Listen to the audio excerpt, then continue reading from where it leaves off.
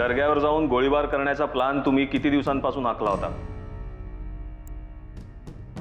कसला प्लान? गोळीबार करून लोकांमध्ये दहशत पसरवण्याचा प्लान. गोळीबार? नाही साहेब, तुमचा काहीतरी गैरसमज होतोय. हो का?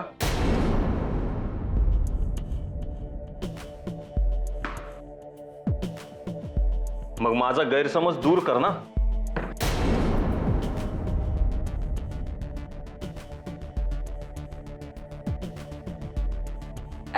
ऍक्च्युली आज माझी IPS ची एक्झाम होती.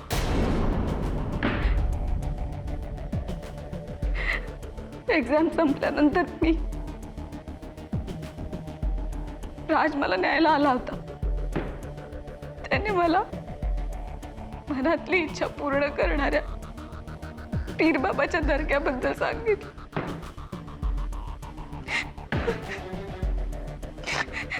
मन्नत मागावी म्हणून मी त्याच्याबरोबर तिकडे गेली.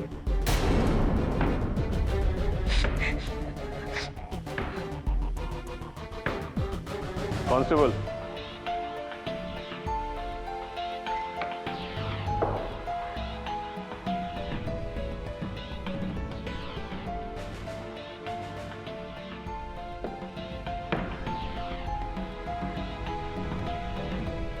साहेब, तुम्ही माझ्या घरच्यांना ओळखता. तुम्हाला असं वाटतं का मी असं काही करू शकेन? तुझ्या घरच्यांना ओळखतो म्हणूनच असा प्रश्न पडतो की एवढ्या रात्री तू राज बरोबर दर्ग्यात कशी काय गेलीस?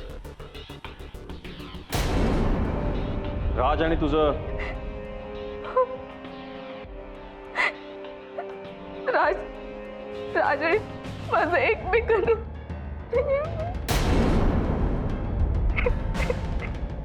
कधीपासून ओळखतेस तू त्याला? काय माहितीये तुला त्याच्याबद्दल? आमच्या शेजारी गोदा काकूकडे पेइंग गेस्ट म्हणून राहायला आला होता. तेव्हापासून कॉल सेंटरमध्ये जॉबला येतो. अजून त्याचे आई बाबा, मित्र परिवार काय माहितीये त्यांच्याबद्दल? नाही, त्याचे आई बाबा आता जिवंत नाहीये आणि मित्र परिवार म्हणाल तर त्याला कुणीच नाही. साक्षी देशमुख, IPS ची एक्झाम द्यायला निघालीस ना तू? मग IPS च्या पूर्वतयारीमध्ये माणूस हा समूहामध्ये राहणारा प्राणी आहे एवढं तरी जनरल नॉलेज असायला हवं तुला. याला अपवाद म्हणून एखादा जर समाजापासून फटकून वागत असेल तर तुमच्या या पीर बाबासारखा तो अवलिया असायला पाहिजे.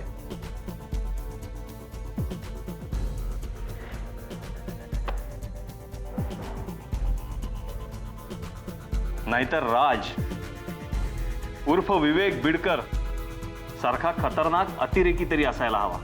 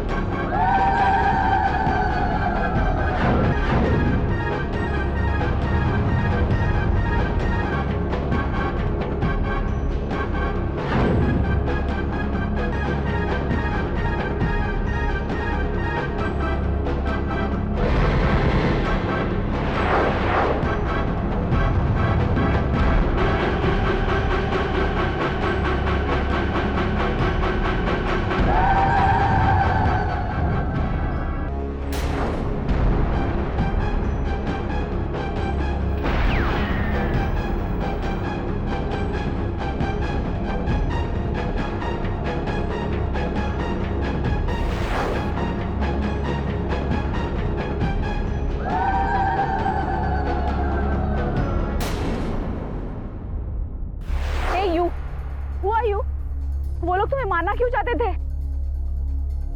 बोल ना काहीतरी, बोलता येत नाही का तुला? कोण आहेस तू? का हल्ला केला त्याने तुझ्यावर? काय असं काय बोलत का नाही काही? आपण त्याला एवढी मदत केली, त्या गुंडांपासून वाचवलं आणि हा काही रिॲक्टच.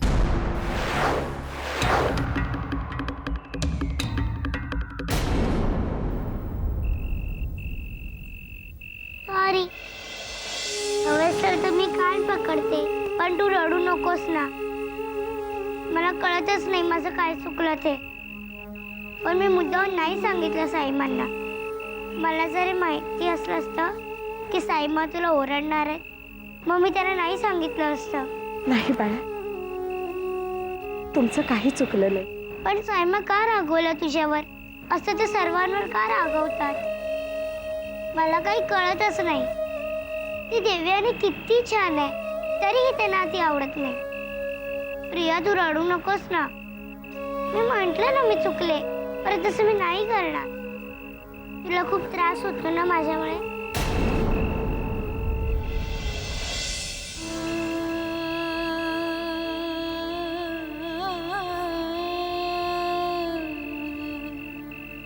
तुमच्यामुळे आम्हाला काही त्रास होत नाही.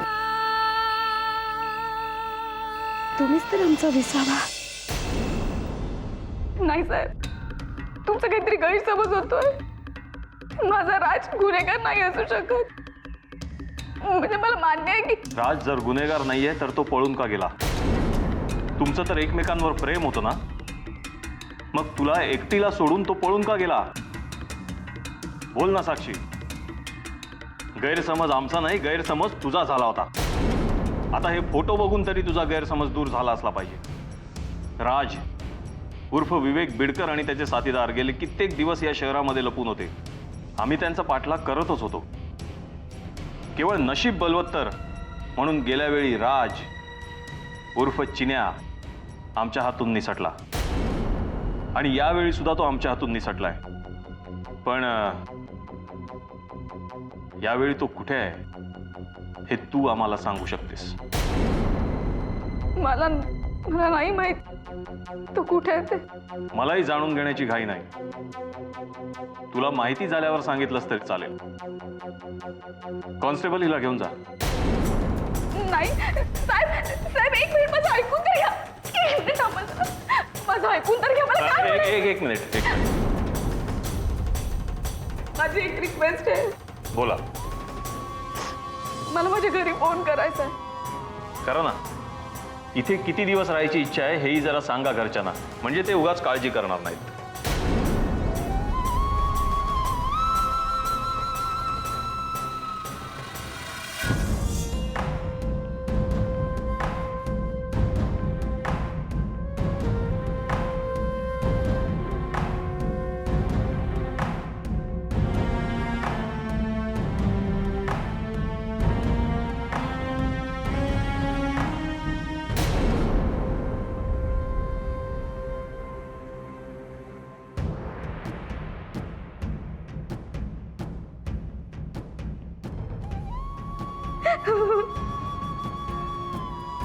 त्या मला द्या. नंबर सांग.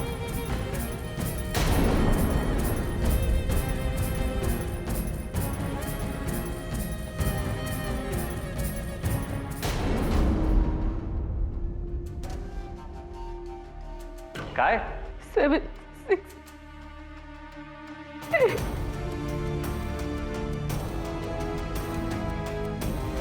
घ्या.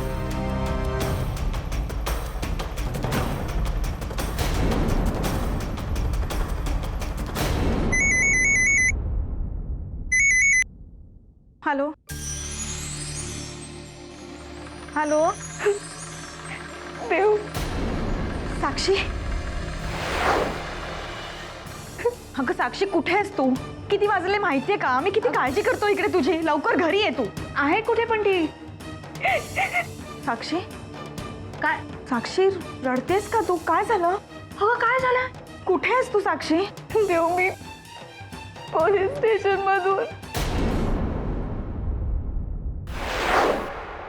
अगं काय म्हणते ती? कुठे आहे? कुठे?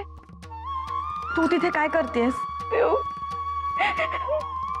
परीक्षा दिल्यानंतर मी राजला भेटले.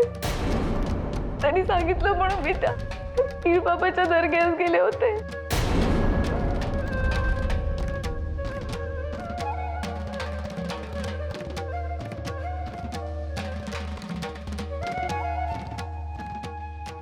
देव ती काय बोलते मला सांग तरी.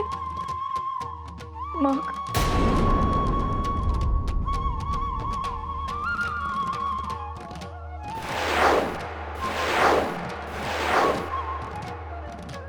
काय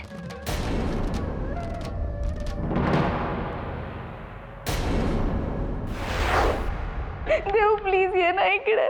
ठेवा फोन ठेवा.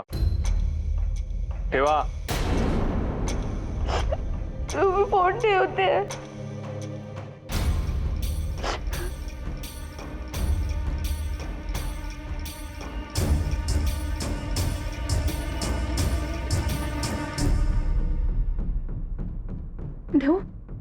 देव अगं काय झालं मला सांग ना. काय म्हणत होती ती? कुठे आहे? एकटीच आहे का? काय काय झालं मला सांग ना देव.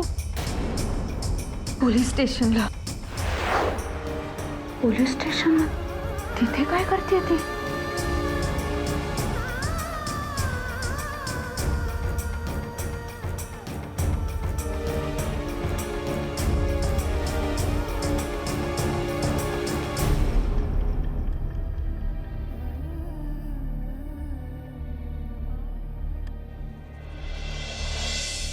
राज अतिरेक्यांना सांगले. राज अतिरेक्यांना सांगले. राज अतिरेक्यांना सांगले.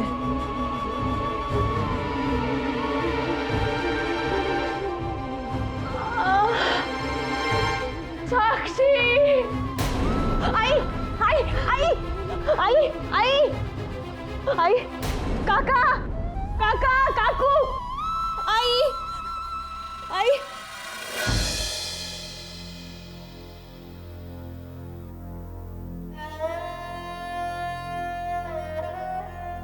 डॉक्टर आई बरी होईल ना? डोंट वरी, आमचे प्रयत्न चाललेत. काही सिरियस तर नाही ना? म्हणजे काळजी करण्यासारखं काही आहे का? त्यांचा ECG काढलाय. काही काळ त्यांना अंडर ऑब्झर्वेशन ठेवावं लागेल. तोपर्यंत इतर रिपोर्ट्स येतील, त्यानंतरच आपल्याला कळेल की त्यांना नेमकं काय झाले ते. तरी डॉक्टर. हे बघा, आमचे प्रयत्न चाललेत, पण कदाचित हा हार्ट अटॅक असावा. इतर रिपोर्ट्स आल्यानंतरच नेमकं काय ते कळेल. Doctor please. हे बघा, तुम्ही काहीही काळजी करू नका. काय ते मी बघतो.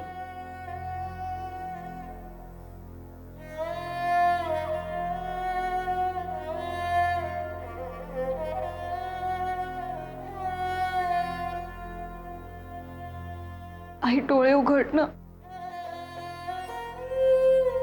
आई प्लीज. आई प्लीज एकदा डोळे उघड.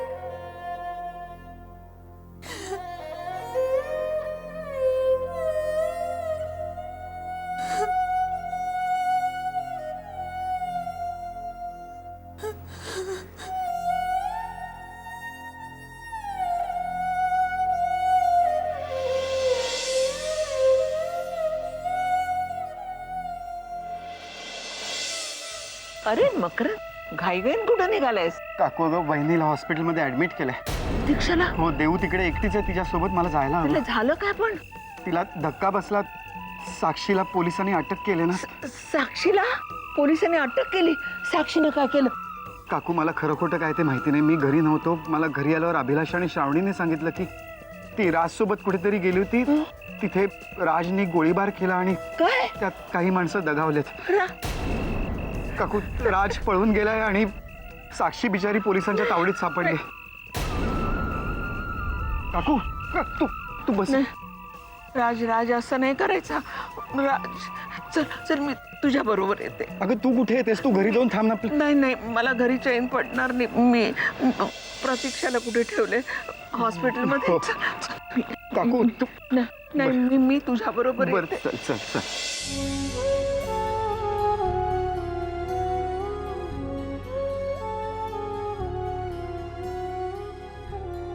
हे काय झालं आई?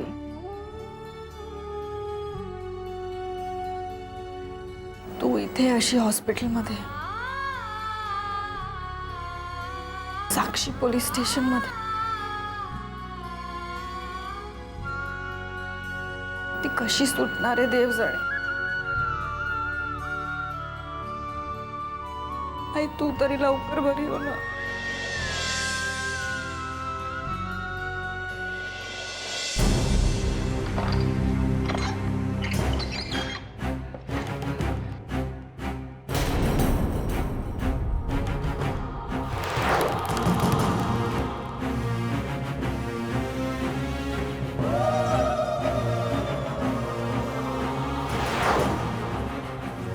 वाघे साहेब, वाघे साहेब.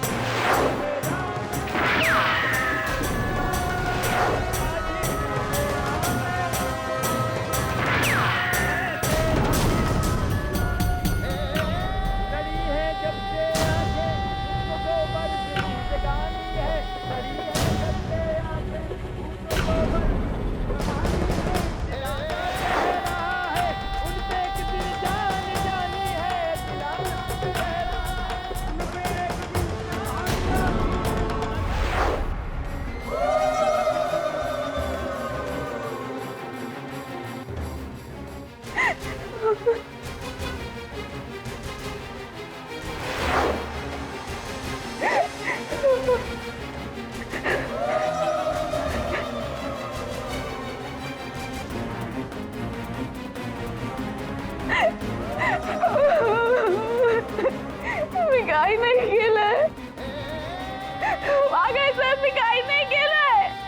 राज! का म्हणून गेलास तू? का म्हणून गेलास?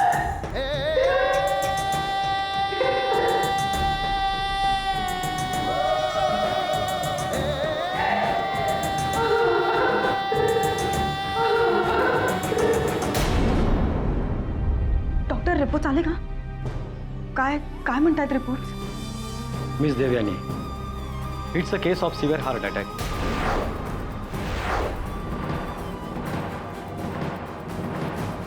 It's a case of severe heart attack. It's a case of severe heart attack.